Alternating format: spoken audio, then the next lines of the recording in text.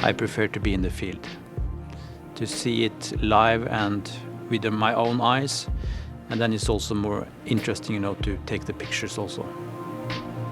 Alaska in end September, beginning October is quite extreme regarding wind, rain and cold. For me, cameras and lenses are tools. I'm not thinking much about droplets on the camera and if they get dust or dirty, or I work hard with the equipment.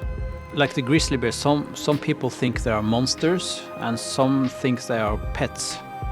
But I want to show the real life, the real way of living. At some point you start to build bonds to your subject. Very important in my photography to be on their level, low in the water like the grizzly bears, and see it through their eyes or look in their eyes, close and intimate feeling.